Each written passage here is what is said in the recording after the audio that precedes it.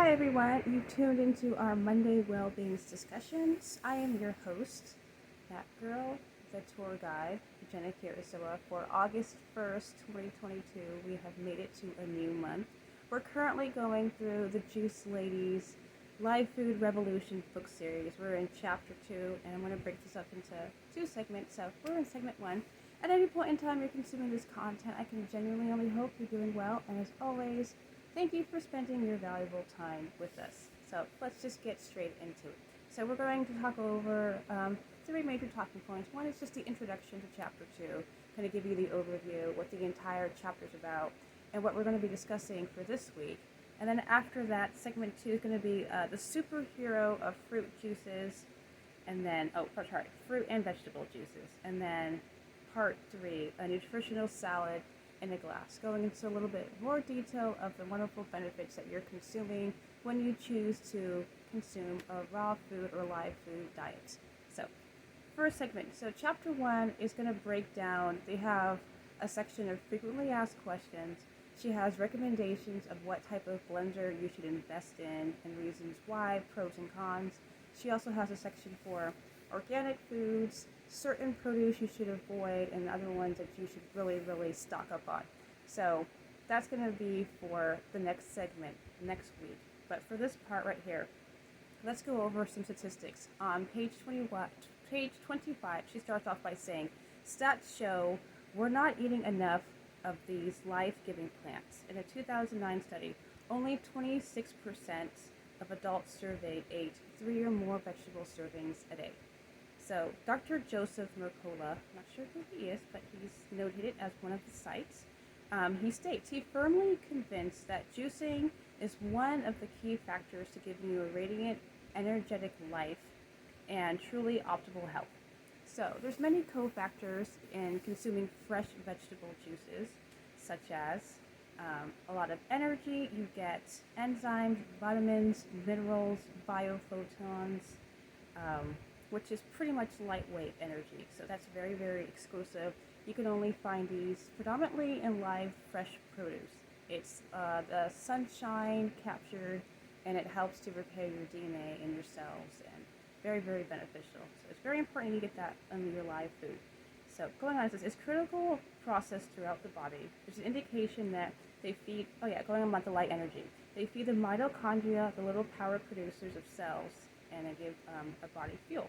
So page 26, that's where the reference is. So studies reveal we need about 8 servings of fruits and vegetables a day. And when they say servings, sometimes it's just, the produce that you put on a cheeseburger, lettuce, tomato, onion, that's considered as a serving. One piece of fruit. Let's say you have a handful of berries in the morning, that's a serving. So they encourage you throughout the day to have fruits and vegetables. And like I said, cheeseburger with lettuce, tomato, onion, pickles, that's considered as a serving. Also, vegetarian pizza is a great way to add more vegetables and produce to your diet, in a very enjoyable and tasty way. So there you go, ways to add produce to your diet. So they recommend 8 servings, and more statistics, page 27, it says the researchers found that participants who consume 8 or more servings of fruits and vegetables daily reduce their risk of dying of ischemic heart disease by 22% over those who ate only 3 portions. And earlier studies have indicated that if everyone ate even 5 daily servings of fruits and vegetables, 15,000 lives could be saved annually. So we need to increase the produce in our diets. So let's talk about segment 2. Alright, so our superhero vegetable juices. Never thought of them that way, but essentially that's what they are. We don't really recognize what actually happens or what's actually going on in the produce. So this lady, Sherry Kelbaum, the author of the Juice Ladies Revolution, Life Food Revolution, has done a great job breaking this down for you repetitively, frequently, and often. I would highly encourage you to get a copy of the book for yourself. It's on Amazon for sure, eBay. I've seen it sold different places. Follow her on Instagram. There's so much information and resources that she offers. So I'm only, again, giving you the crib notes, again, tour guide, just giving you some information here so you can make your own choices, trying to give you alternative information and use. So it says that the dark leafy green vegetables such as collards, Swiss chard, curly kale, black dino kale, dandelion green, spinach, watercress, and parsley. So also beet greens. They're all high in magnesium content and low in glycemic index. 14%, okay, 14% lower risk of diabetes with an increase of 1.5 servings of the leafy green vegetables specifically. So the high levels of vitamins or vitamin K, and it promotes the production of osteolysin. That's a hormone that anchors calcium inside the bones and it increases both insulin secretion and sensitivity. So the risk of, hip fractures, they say, in middle-aged women was reduced significantly by consuming vitamin K rich foods and vegetables. So that's page 27, 28.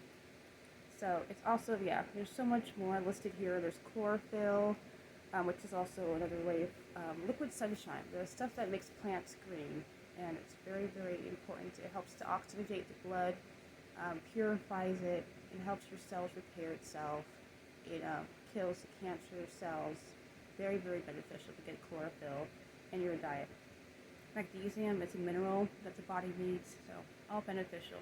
So last quote from this one, page 28, it says, statistics from a Swedish study reported that eating 3 or more servings a week of carotene-rich vegetables cuts in half the risk of stomach cancer, which is the 4th leading type of cancer in the world. Quercetin, a flavonoid also found in leafy green vegetables, has antioxidant and anti-inflammatory activity and exceptional cancer prevention properties. So these are what you can find in the leafy green dark vegetables. Get into kale. If you don't like eating kale, I can understand. I have a great recipe for kale bacon potato soup. And it's used a blender. It tastes like bacon potato soup, and it's green, but it tastes amazing, and it's full of so much nutrients. Continuing on though, so another suggestion that she has for the vegetables and the superhero vegetables is garlic. And I was not aware of all the benefits of garlic. I've seen the commercials about the supplements and how it's supposed to help with your heart, but this book definitely confirms, and it also says that it's cancer-fighting properties. Consume garlic raw, fresh, or juice it. It's a source of selenium, which is an important mineral for immune boosting. Helps to lower blood pressure, and it's also antiviral. So garlic, good to know. Wheatgrass. I'm a huge fan of wheatgrass. One of my first jobs working at a smoothie shop, vitamin juicing place, we had fresh wheatgrass there. And at the time, I didn't really appreciate the value of it, but now, 10 years, I've come to see it in such a different light. So many benefits of it I'm just now discovering, or rediscovering, I should say. So this book has been very helpful. Like I said before, chlorophyll. So wheatgrass is rich in chlorophyll. It purifies the blood. It flushes out toxins. It removes heavy metals such as mercury and lead. It supports red blood cells count and lowers blood pressure. There's more benefits to it, but that's just a few highlights that I can list right now for the sake of time. So, never heard of this one, but dandelion greens, obviously is from the dandelion flower. That also another discovery. A lot of times people consider it as weed. They have on the weed killer boxes or packages or bottles, they always have dandelions on them, and we're encouraged to spray them and kill them. And I never thought anything else until doing some more research, but apparently dandelion is very, very good for you. But the green specifically, it cleanses and detoxes the liver and gallbladder. It lowers blood pressure as well, supports kidneys, it's antiviral, it helps stabilize blood sugar. Wild greens, again, most people would consider these weeds specifically, and they fall into the categories of dandelion, nettles, plantain, lamb's quarters. Never heard of any of these, to be honest, except for dandelion. And sorrel. Wild plants contain more vitamins, minerals, and enzymes than the cultivated green leafy vegetables because it's literally out in the wild and is completely able to absorb all the nutrients without pesticides or too much of man's involvement. So, very, very beneficial. There's a really interesting quote that she has shared on page 30. It says, "Our bodies are crying out for these ancient for these ancient vegetables that we call weeds and that we spray with powerful chemicals that knock them dead before anyone can pick them. So something to take into account, doing a lot more research on these ancient types of herbs and plants and vegetables. So good information right here, like I said. So segment 3, we're going to wrap this up really fast. Let's talk about fruit juices and the salad, a nutritious salad in a glass. And I keep saying fruit. It's fruit and vegetable. She actually pushes more vegetable. It's just a habit because I used to work at a juice place, so I say juice a lot, or fruit. I say fruit a lot, but it's really a lot of vegetables. She pushes more of the vegetables, and the fruit is supposed to be the sweetener, something to add to it for extra flavor or kick. But let's continue on. Again, very, very important that we consider all the benefits in here. So she kind of broke down the list of what's really important. So fruit juices do contain a lot of sugar, but not vegetable juices. And also juices contain soluble fiber, which is good for the colon. Good to know in the very, very early on. So amino acids, a type of protein, is needed for the formation of muscles, ligaments, tendons, hair, nails, and also the formation of the muscles. So protein is needed to create enzymes which direct chemical reactions and hormones and guide bodily functions. Vegetable proteins is not a complete protein, so it does not provide all of the amino acids your body needs. So you'll need to eat other protein sources that she'll admit, which is recommended the legumes, beans, lentils, split peas, also nuts, seeds, all of that good stuff, whole grains. So moving on to carbohydrates. Most vegetables contain good carbohydrates, which provides fuel for the body. Essential fatty acids. There's not a lot of fat in fruit and vegetables, but what's contained in it is very, very beneficial to your body. I cannot pronounce these words, but I'll try. Linoleic and alpha-linoleic acids, components of nerve cells, cellular membranes, needed for energy production. So let's go back to vitamins now. Fresh juice is full of vitamins, but the heat process through pasteurization destroys many of them. They are needed in chemical reactions throughout the body and for immune boosting. So here's a quote from her on page 34. It says, "They also are coupled with cofactors that increase the effectiveness of each nutrient. So for example, vitamin C and bioflavonoids work together synergistically to make each more effective." So they all come together. It's like a chain or some type of combination that it works together to help your body function more effectively. All right, minerals. About 24 minerals the body needs to function. So some of the major minerals that I'm sure a lot of us have heard of is calcium, there's chloride, there's magnesium, phosphorus, potassium, sodium, and sulfur. So trace minerals, so we don't really hear too much of, are boron, chromium, cobalt, copper, manganese, nickel, selenium, vanadium, and zinc. So all of these minerals are designed, they help form the bones, the teeth, and they maintain cellular function. Of course, there's more purposes, but for sake of time, just giving you a couple of highlights. So enzymes, these are living molecules, and unfortunately, a lot of them are killed and destroyed in the cooking or heating process through pasteurization. So this is why it is so vital and important that you consume raw, live food. The enzymes are alive, and they pair up with your cells, and they help your body repair itself. So again, enzymes are living molecules that facilitate the biochemical reactions necessary for life. Also very good for your gut health as well. So phytochemicals or phytochemicals. These are the things that protects plants from disease, injury, and pollution. So when we get these into our body, it also helps our bodies fight off these things as well. Page 35. It says researchers have found that people who eat the most fruits and vegetables, which are the best sources of phytochemicals, have the lowest incidence of cancer and other diseases. Okay, so the last one we're going to talk about, we've already talked about it, but it's very important and worth mentioning again, and this is why I appreciate her giving so much information and being so thorough in this book. Biophotons, light energy found in living cells of raw plant foods, aid cellular communication and feeding the mitochondria and the DNA. So it helps to literally repair the body At a molecular level, it helps repair the DNA, it gets into your cells, talks about the mitochondria, go back to biology class 101. I remember a little bit. I remember my teacher, Mr. Whittington, very, very intelligent and insightful man.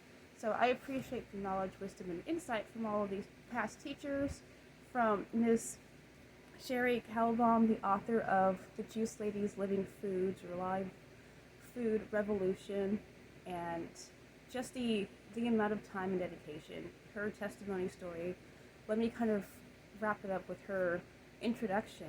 She shares she experienced a chronic fatigue syndrome, fibromyalgia, and just feeling like she was constantly trying to fight off the flu.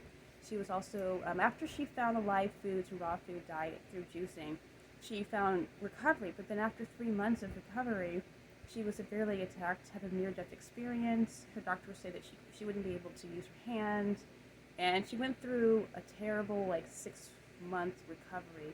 Then she did some more research, and she pushed herself to continue with the help of her kitchen angels, which is ladies from the church praying for her.